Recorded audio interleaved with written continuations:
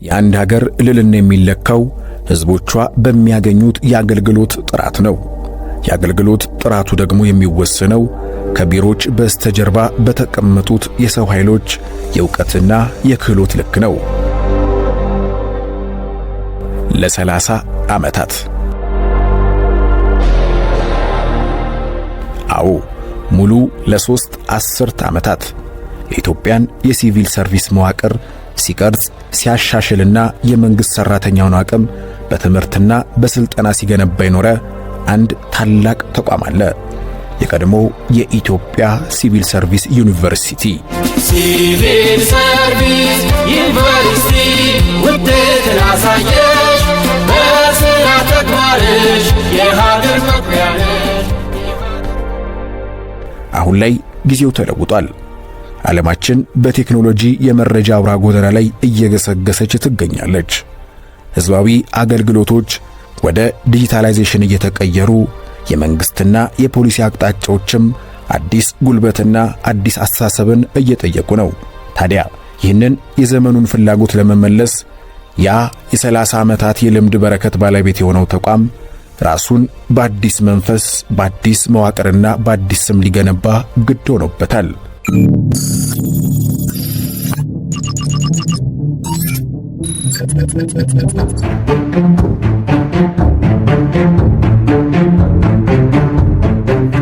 እንኳን ወደ አዲሱ የኢትዮጵያ ፐብሊክ ሰርቪስ ዩኒቨርሲቲ በደህና መጣችሁ። አሁን ተቋሙ የቀድሞውን አሰራር ጥሎ ወደ አፕላይድ ዩኒቨርሲቲ ተሸጋግሯል።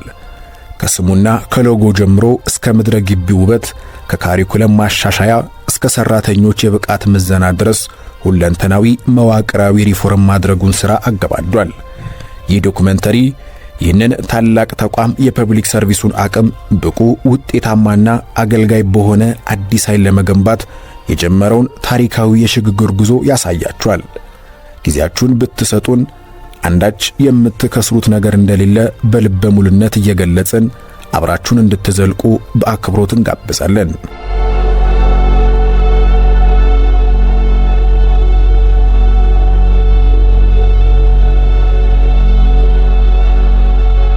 ታሪክን ሳያውቁ ወደፊት መራመድ አይቻልም።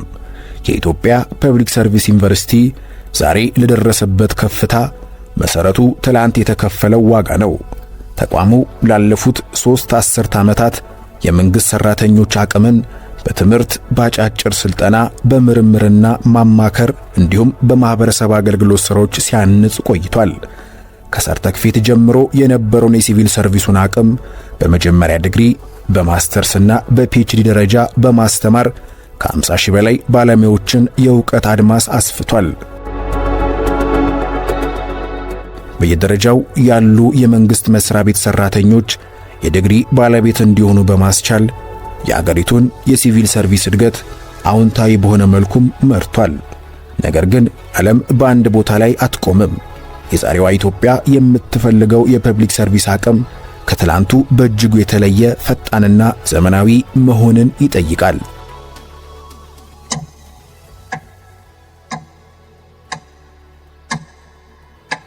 አሁን ላይ ጊዜው የቴክኖሎጂ ነው። የህዝብ አገልግሎቶች ወደ ዲጂታላይዜሽን እየተቀየሩ መጥተዋል። ይህንን ታላቅ ሀገራዊ ራዕይ ለመሸከም ደግሞ ተቋሙ የቆየበትን መዋቅር ፈትሾ ራሱን በአዲስ መልክ የማደራጀት ታሪካዊ የሪፎርም ሥራ ውስጥ መግባት ነበረበት። የኛ ዩኒቨርሲቲ አሁን ሪሰርችም አይደለም። የኛ ዩኒቨርሲቲ የኮምፕሬሄንሲቭ አጠቃላይ የሚባለውም አይደለም። የኛ ዩኒቨርሲቲ አፕላይድ ዩኒቨርሲቲ በሚል ነው ያረፈው በጥናቱ መሰረት እና የኛ ፓርትነሮች ወይም የኛ አጋሮች ከኛ ጋር አብሮት የሚሰሩት ደግሞ የመንግስት መስሪያ ቤቶች ነው ተብሎ ዲፋይን ተደርጓል። የመንግስት መስሪያ ቤት ነው የኛ ስቴክ ሆልደር ወይም ከኛ ጋር አብሮ የሚሰራው ለምርምርም ለማስተማር የግሎቹ አይደለም። ይሄ ዩኒቨርሲቲ ይሄ ላይ ነው ፎከስ ማድረግ ያለበት። ሌሎቹ ደግሞ የግሉንም የመንግስቱንም ሊሰሩ ይችላሉ ሌሎቹ ዩኒቨርሲቲዎች። እናንተ ግን ፎከስ አድርጋችሁ ከቀልባችሁ ሁላችሁ የመንግስት መስሪያ ቤቶች ላይ የሚገባውን ሰው አብቁት፣ አስተምሩት፣ መዋቅሮቹንም ቀይሩ። ይሄ ነው የተቋቋማችሁበት። በሪሰርች ዩኒቨርሲቲ መሆን እኮ እንትን አይደለም፣ ምንም ጥፋት አይደለም፣ ወይም እሱን መመኘት ኃጢአት አይደለም። ግን እሱን ሆነን ነው ወይ ያን የመንግስት መስሪያ ቤት የምናገለግለው? ወደፊት ልንሆን እንችላለን። አሁን ግን የኢትዮጵያ መንግስት መስሪያ ቤቶች ይፈልጉናል፣ መንግስትም ይፈልገናል። ይሄ ዩኒቨርሲቲ ከሌላው ዩኒቨርሲቲ ለመንግስት የቀረበ ስለሆነ የአገር ሪፎርም ማገዝ ግዴታው ነው።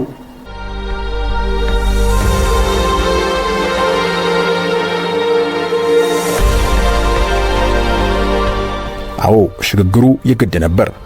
ይህ ሽግግር ደግሞ ተቋሙን ከስሙ በላይ አጠቃላይ የተልእኮ የቅበላና የማስተማር ፍልስፍናውን ሙሉ በሙሉ የቀየረ አዲስ ምዕራፍ ከፍቷል።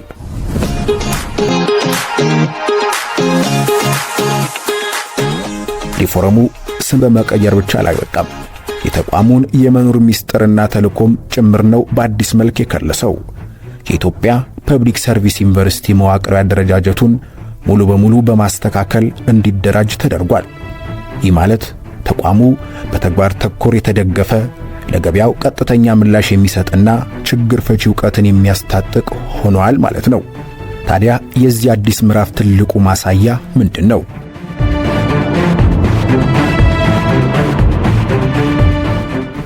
ቀደም ሲል ከመንግስት መስሪያ ቤቶች ብቻ ሰራተኞችን ተቀብሎ ያስተምር የነበረው ተቋም አሁን ግን ታሪካዊ እርምጃን ተራምዷል። ለመጀመሪያ ጊዜ በያዝነው የትምህርት ዘመን ከትምህርት ሚኒስቴር የ12ኛ ክፍል ብሔራዊ ፈተና አጠናቀው የከፍተኛ ትምህርት መግቢያ ውጤት ያመጡ አዳዲስ ወጣቶችን ተቀብሎ ማስተማርን ጀምሯል። ይህ አዲስ አቅጣጫ ፐብሊክ ሰርቪሱን ብቁ፣ ውጤታማ፣ ታማኝና ሕዝብ አገልጋይ በሆነ አዲስ ኃይል ከመሰረቱ ለመቅረጽ የተወጠነ ታላቅ ሀገራዊ ራዕይ ነው።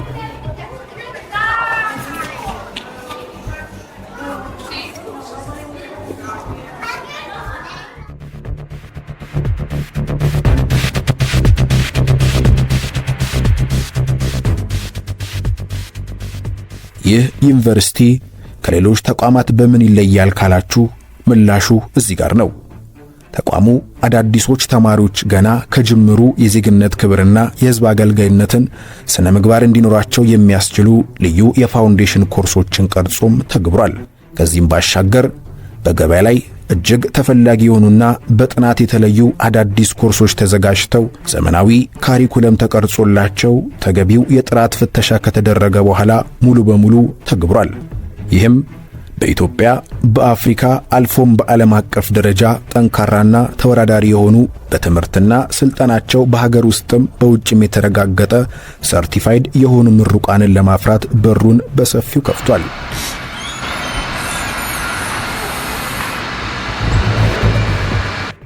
እሺ፣ ተማሪ ዮሐንስ አየለ እባላለሁ። የህግ ተማሪ ነኝ። የመጀመሪያ ዓመት የመጣሁት እንግዲህ ከክፍለ ሀገር ከአማራ ክልል ከመንዝ መሃል ሜዳ ነው የመጣሁት። ትምህርት ቤት የመሃል ሜዳ ሁለተኛ ደረጃ ትምህርት ቤት። እንደ እውነቱ ከሆነ ከዚህ በፊት በጎንደር ዩኒቨርሲቲ በተለያዩ ዩኒቨርሲቲዎች የተለያዩ ፕሮግራሞች፣ የምረቃ ፕሮግራሞች መጨረሻ ላይ እንደዚህ አይነት ሁኔታዎችን ሰማለሁ እና የኛ ዩኒቨርሲቲ ደግሞ ይህንን ትሬንድ አስቀጥሎ እዚህኛ ላይ ኢምፕሊመንት እያደረገ እኛ ማድረጉን ስሰማ በጣም ውስጣዊ ስሜት ተሰምቶኛል። በዚህም በጣም ደስተኛ ነኝ። ፕሮግራሙ እንደጠቅላላ ተማሪዎችን የሚያግዝ የሚያቅፍ ሆኖ በማግኘቱ በጣም ደስተኛ ሆኜ ተቀብየዋለሁ።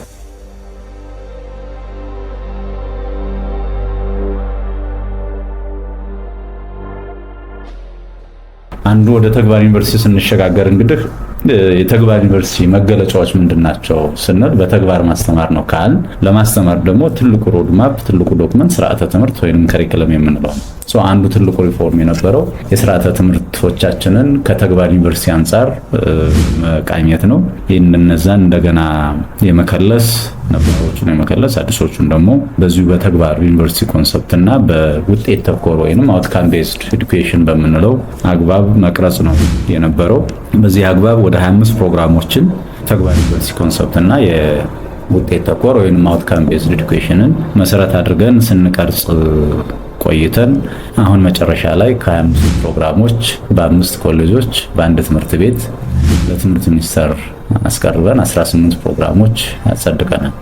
እንግዲህ እነዚህ ፕሮግራሞች በባህሪያቸው የተግባር ትምህርትን አድቮኬት የሚያደርጉ ለተግባር ትምህርት ከፍተኛ ትኩረት የሚሰጡ ለተመራቂዎች እውቀት ብቻ ሳይሆን ስኪልና አመለካከትን የሚገነቡ ሆነው ነው የተቀረጹት። ከዚህም በተጨማሪ ከፌዴራል ሲቪል ሰርቪስ ኮሚሽን ጋር ተነጋግረን ስርዓተ ትምህርቶቹ ሙሉ እንዲሆኑ በተለይ ከዚህ ከአመለካከት ከስነ ምግባር ጋር ተያይዞ ተማሪዎቻችን በዓለም ላይ ሀገሪቱም ላይ ተወዳዳሪ ተመራጭ እንዲሆኑ የሚያስችሉ 5 ፋውንዴሽን ኮርሶችን ተጨማሪ ይዘን የስርዓተ ትምህርቱ አካል አድርገን ስርዓተ ትምህርቶቹ ተቀርጸው አመልከውልን ቀጣይ ሁለተኛ ፌዝ የአቅም መገንባት የማስተዋወቅ ስራዎችን ለመስራት እየተዘጋጀን ያለን ወደ ተግባር ዩኒቨርሲቲ ሽግግር ከማድረግ አንፃር ስርዓተ ትምህርቶቹ መከለስ አንዱና ትልቁ ሪፎርም ነው ብለን እንደመነሻ ልናነሳው እንችላለን።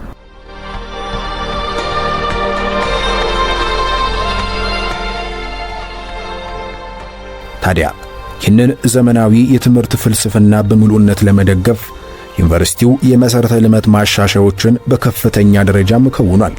ሰልጣኞችና እንግዶች የሚቆዩበት ደረጃውን የጠበቀና በዘመናዊ መልክ የተደራጀ የሰልጣኞች ማረፊያም ተገንብቷል። በዚህ ማረፊያ ውስጥ አንድ ዘመናዊ ሆቴል ሊይዙ የሚገባውን ግብዓቶች በሙሉ ያሟሉ ምቹ የመኝታ ክፍሎች ተዘጋጅተዋል። በባለሙያ ሼፎች የተደራጀውና በኢንቴሪየር ዲዛይኑ ማራኪ በሆነ መልኩ የተዋቀረው አዲሱ መመገቢያ አዳራሽም ለዓይን እጅጉን ይማርካል። ይበልጥ አስደናቂው ግን የምግብ ግብዓቶች ጤንነት፣ ንጽህናና ዋጋ ተወዳዳሪ የሚያደርገው ዘመናዊ የምግብ ማቀነባበሪያ በአዲስ መልክ ተደራጅቶና ተገንብቶ ሙሉ በሙሉ ለአገልግሎት ዝግጁ መሆኑ ነው። ይህም ተቋሙ ለልህቀት የሰጠውን ትኩረት በተግባር ያሳያል።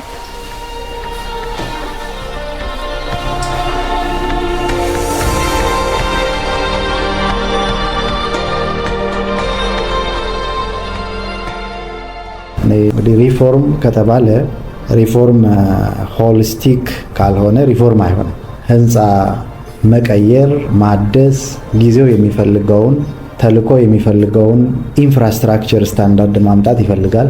ዘን ኢንፍራስትራክቸር ይበቃል። ተልኳችን አሁን እኛ አፕላይድ ዩኒቨርሲቲ ነን። አፕላይድ ዩኒቨርሲቲ ከሆነ አፕላይድ ዩኒቨርሲቲ የሚኖረው ኢንፍራስትራክቸር ምንድን ነው ከተባለ ከላይብራቶሪ አንጻር፣ ከወርክሾፕ አንጻር፣ ከተማሪዎች ማደሪያ፣ መመገቢያ፣ ማጥኛ፣ ላይብረሪ አንጻር ምንድን ነው የሚለውን ዲቴይል በነበረው አሰራር ምን ነበረው ክፍተቱ የሚለውን አሰራር ቋንቋ አሲዝ የሚባለው ተሰርቶ አሲዝ ያለውን ድክመት በደንብ አበጥሮ ካወጣልን በኋላ ፌዝ ባይ ፌዝ የህንፃ ሪኖቬሽን ኦልሞስት ጀምረናል። የተማሪ ካፍቴሪያ ኦልሞስት ሙሉ በሙሉ አጠናቀናል። ስታንዳርዱን ጠብቆ ተማሪ የዩኒቨርሲቲ ኢንቫይሮንመንት ሽታ ያለው የተማሪ መዝናኛ ኦልሞስት ሰርተናል። ለመምህራኑም ለሰራተኛው አጠቃላይ እየተሰራ ያለው ኦልሞስት መጨረሻ ምዕራፍ ላይ የሚያልቅ መምህራን መመገቢያ መዝናኛ ላውንጅ ሙሉ በሙሉ ኦልሞስት እያለቀን ያለው። ለስልጠና ክፍሎቹም አጠቃላይ ለስልጣኖቹ እየተሰራ ያለውና እያለቀ ያለው መዝናኛ የማደሪያ ክፍሎች በሙሉ በአዲስ ሪፎርም ተደርጎ ኢንቴሪየር ዲዛይኑን እንደገና ሰርተን ያው እግዚአብሔርም አግዞን መንግስትም እንደ መንግስት አግዞን ነው የምለው እኔ አሁን እየመጣ ያለውና እየታየ ያለው የኢንፍራስትራክቸር ሪፎርም አሁናዊ እይታን ሚዛን አድርጎ ነገ የሚመጣው ትውልድ እኛ ያስቀመጥነው እርሾ ትክክለኛ እይታ ነው ብሎ አመስግኖ የሚቀበለው ስራ መሆን አለበት ብለን ስላመንበት ዋጋ ቢያስከፍልም ሌሊትና ቀን መስራት ቢጠይቅም ዋጋ እንክፈል ብለን በዛ ልክ የጋራ አድርገን እየሰራንበት ያለው ነገር ነው ያለው። በምንሰራው ነገር ላይም በጣም ደስተኛ ነኝ እኔ በበኩሌ። በዚሁ አግባብ ሌሎችንም ደግሞ ለምሳሌ የተማሪ ምግብ ከዚህ በፊት እንጀራ ከውጭ የሚገዛ ነበረ፣ ሽሮ ከውጭ ነው የሚገዛው፣ ዳቦ ከውጭ ነው የሚገዛው። አሁን ትልቅ የሆነ ገንዘብ ኢንቨስት አድርገንበት የዳቦ መጋገሪያው፣ የጤፍ መፍጫ፣ የሽሮ መፍጫ ቤቱ አልቆ ማሽነሪዎቹ ገብቶ ይህንን ስራ የሚሰሩትን ደግሞ የጉልበት ግዢ ጨረታ አውጥተን ኦልሞስት የመጨረሻ ምዕራፍ ላይ ያለነውና እኔ ትውልዱም እድለኛ ነው ባይ ነኝ። የሚመጣው ትውልድ ወደዛ ምዕራፍ ለመሻገር ለዛ የሚመጥን ተብሎ ሪኖቬት ያደረግናቸው የስልጣኞች ማደሪያ ጨምሮ በቀን 1000 ሰው 1500 ሰው ምግብ የሚበላው እዚህ ጋር በስልጠና ምክንያት መጥቶ ስታንዳርዱን የመጠነ ምግብ ማግኘት አለበት። ልክ ህንፃው ሪኖቬት እንዳደረግነው ሁሉ የምግብ ግብአቶቹ በአዲስ ምዕራፍ የተሻለ ማቅረብ አለብን ብለን ስላሰብ የምግብ ግብአት ማቀነባበሪያ ኦልሞስት ሙሉ በሙሉ ጨርሰናል።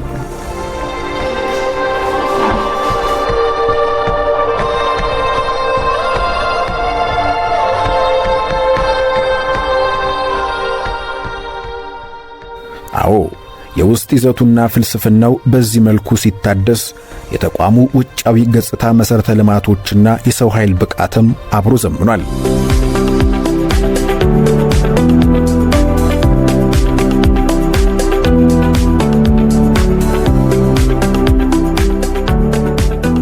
ዩኒቨርሲቲያችን ባለው የሪፎርም እንቅስቃሴ መሰረት አሁንም ስልጠና ትልቅ ድርሻ አለው። ተቋማት በብቃት ላይ የተመሰረተ ሪፎርም በሚያካሂዱበት ደረጃ አንደኛ ስልጠናችን ብቃት ተኮር እንዲሆን፣ ሁለተኛ የሪፎርም አሰራራቸውን ደግሞ ለማገዝ የማማከር ስራ በመስራት ላይ ትልቅ ሚና ትልቅ ድርሻ ይኖረዋል ማለት ነውና ከዚህ በኋላ በኢንስቲትዩታችን የሚካሄዱ ስልጠናዎች የተቋማትን የብቃት ክፍተቶች የሚሞሉ እንዲሆኑ ይጠበቃል። የነሱን ባህሪያዊና የቴክኒካል ብቃት ክፍተቶች ለይቶ እየመዘኑ ስልጠና መስጠት ትልቅ የወደፊት የትኩረት ነጥባችን ነው የሚሆነው ማለት ነው። ስልጠናውን በብቃት ላይ የተመሰረተ ማድረግ ብቻ ሳይሆን የስልጠና አሰጣጥ ስራችንንም ማዘመን እንዲሁም ደግሞ የስልጠና ስራችን ለተቋማት ተደራሽ የሚሆንበትን ሁኔታ መፍጠር ይጠበቅብናል ማለት ነውና ከዚህ ጋር በተያያዘ በስልጠና ኢንስቲትዩቱ የሪፎርም ትኩረታችን የሚሆነው አንደኛ የአሰልጣኞችን ብቃት ማሳደግ እና ሰርቲፋይ ማድረግ ይሆናል። ሁለተኛው ደግሞ አሰልጣኞቻችን ብቻ ሳይሆን ስልጠና የምንሰጥባቸው ጉዳዮችን እንደዚሁ ፕሮግራሞችን ሰርቲፋይ ማድረግ ያስፈልጋል። ለዚህ እንግዲህ ምቹ ሁኔታ ለመፍጠር ዓለም አቀፍና ሀገር አቀፍ የስልጠና ፍላጎት ዳሰሳ ጥናት አድርገን ኦልሬዲ ሰርቲፋይ የምንደረግባቸውን የስልጠና ፕሮግራሞች ተለይተዋል ማለት ነው። ሁለተኛው ደግሞ እንግዲህ የስልጠና ይዘቶችን ዲጂታላይዝ ማድረግ ያስፈልጋል። እንግዲህ ተደራሽነት እንዲሰፋ ለማድረግ ፌስ ቱ ፌስ ወይም ተቋማት መጥተው ብቻ የሚሰለጥኑበት ብቻ ሳይሆን ባሉበት ሆነው ስልጠናውን የሚያገኙበት የዲጂታላይዜሽን ፕሮሰስ ላይ ነው የምንገኘው።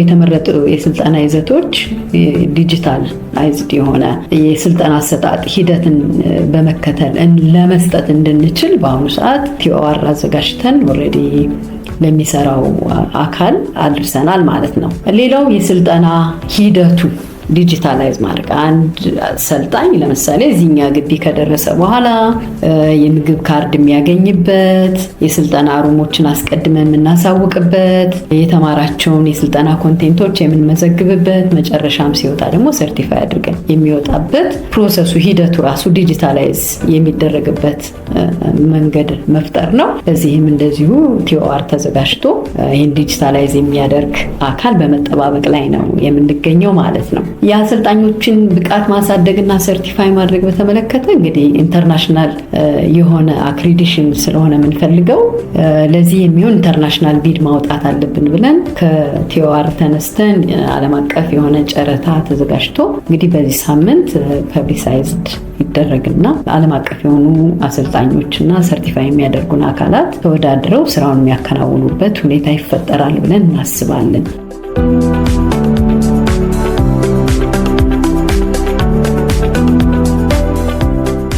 አንድ ተቋም አዲስ ራዕይ ሰንቆ ሲነሳ ገጽታው፣ አደረጃጀቱና የሚጠቀምባቸው መሰረተ ልማቶችም የራዕዩ ነጸብራቅ መሆን አለባቸው።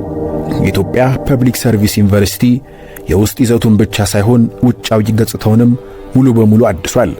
ከተቋሙ ስም ጀምሮ አዲሱ ሎጎ የዘመኑን ተለዋዋጭነት፣ ዲጂታላይዜሽንና የተቋሙን ዓለም አቀፋዊ ተወዳዳሪነት በሚያሳይ መልኩም ተቀርጿል። ይህም ተቋሙ ለይስሙላ ሳይሆን ከመሰረቱ መለወጡን የሚያሳይ የመጀመሪያው ማረጋገጫ ነው። ወደ ዩኒቨርሲቲው ምድረ ግቢ ሲዘልቁ የሚመለከቱት ነገር ሁሉም አዲስ ነው። የመሰረተ ልማቶች እድሳትና ማሻሻዮች በተቋሙ ዘመናዊ ገጽታ ላይ ድምቅ ያለ ቀለም ቀብጡታል። ዘመናዊ፣ ምቹና በቴክኖሎጂ የተደራጁ ማሰልጠኛ ክፍሎች፣ አጠቃላይ የዩኒቨርሲቲው ምድረ ግቢ በቴክኖሎጂ ጥበቃ ማድረግ ጨምሮ ደረጃውን በጠበቀ ሁኔታ መደራጀቱ ለትምህርትና ምርምር ስራዎች እጅግ ማራኪ ከባቢን ፈጥሯል። ነገር ግን ይህንን ሁሉ ውበትና ዘመናዊ መሰረተ ልማት ወደ ውጤት የሚቀይረው አስተማማኝ የሰው ኃይል ሲኖር ብቻ ነው።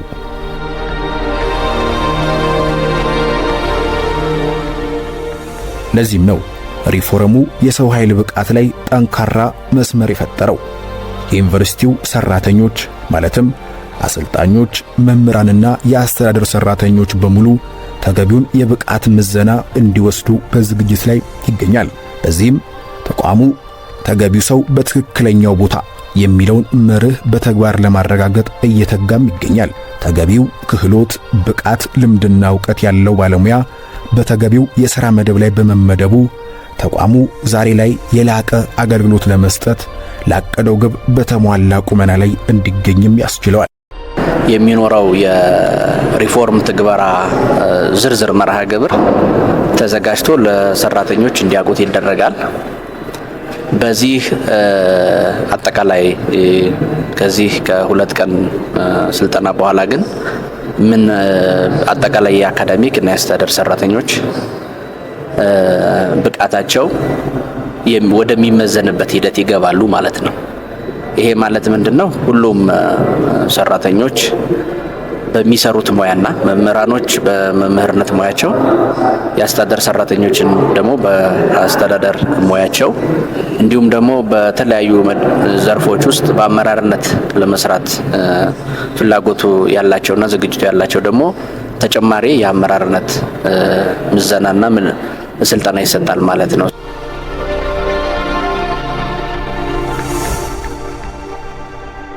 አዎ በውጫዊ ገጽታው የዘመነ በመሰረተ ልማቱ የተሟላ በሰው ኃይሉ የላቀ ብቃት ለማረጋገጥ ተግቶ እየሰራ ያለው ይህ ታላቅ ተቋም ዛሬ ለሀገርና ለዓለም የሚተርፍ አዲስ የለውጥ ብርሃን ይዞ ዝግጅቱን አገባዷል።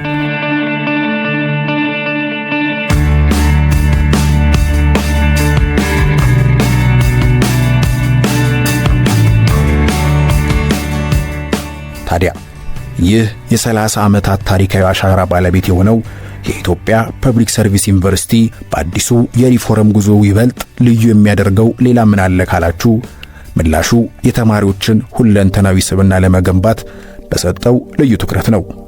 የኢትዮጵያ ፐብሊክ ሰርቪስ ዩኒቨርሲቲ ከሌሎች ተቋማት በተለየ መልኩ አዲስ የሚገቡ ተማሪዎችን እንደየዝንባሌያቸውና ፍላጎታቸው ተሰጦቻቸውን በሚያጎለብቱበት ልዩ የክህሎት ማበልጸጊያ የሥራ ክፍል በይፋም አደራጅቷል።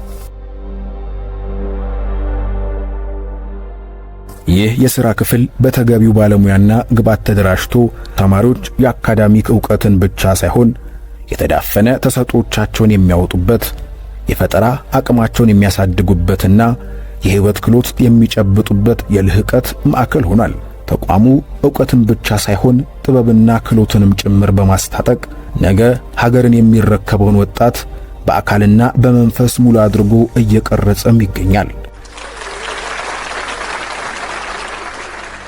ዛሬ ላይ የኢትዮጵያ ፐብሊክ ሰርቪስ ዩኒቨርሲቲ ለሁሉም ባለድርሻ አካላት ኩሩ ምርጫ ሆኖ ብቅ ብሏል። እናንተ የነገዋን ኢትዮጵያ በብሩህ ተስፋ የምትመለከቱ አዳዲስ ተማሪዎች ሆይ የክህሎታችሁ መነሻ የተሰጦቻችሁ ማበልጸጊያ የሆነው ይህ ጎልማሳ ተቋም የእናንተ ቀዳሚ ምርጫ ነው። በመላው ሀገሪቱ የምትገኙ የፐብሊክ ተቋማትና የሰው ኃይል አቅማችሁን ማሳደግ የምትፈልጉ ሰልጣኞችን ብትሆኑ የላቀ አገልግሎት አሰጣጥና ዘመናዊ የዲጂታላይዜሽን ዕውቀት መቅሰሚያ ስፍራ ይኸው የኢትዮጵያ ፐብሊክ ሰርቪስ ዩኒቨርሲቲ ነው። መንግስትና የፖሊሲ አውጪዎች የሰነቁት የብቁ ውጤታማና ታማኝ አገልጋይ የሰው ኃይል የማፍራት ትልቅ ሀገራዊ ዓላማ በተግባር እየተረጎመ የሚገኘው ይህ የለውጥ መሐንዲስ ተቋም ነው። ምክንያቱም እዚህ ዩኒቨርሲቲ ውስጥ ዘመናዊ መሰረተ ልማት፣ ደረጃውን የጠበቀ የሆቴል ስታንዳርድ መኝታና ማራኪ መመገቢያ፣ ብቃታቸው የተረጋገጠ መምህራንና አሰልጣኞች እንዲሁም ገበያ ተኮር ካሪኩለሞችን በአንድ ላይ ተሰናድተዋል።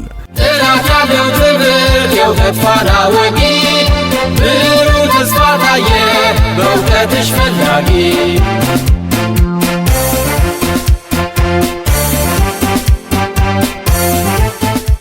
የኢትዮጵያ ፐብሊክ ሰርቪስ ዩኒቨርሲቲ ከትላንት የ30 ዓመታት የልምድ በረከት ተነስቶ የነገዋን ዘመናዊ ኢትዮጵያ በአዲስ ኃይል የሚገነባ የልህቀት ማዕከል ወደ መሆን መሸጋገሩን እነሆ አብስሯል።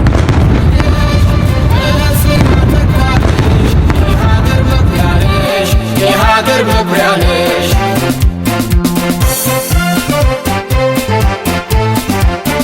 ጥናት ምርምር የእድገት መሰረት ነው ማማከር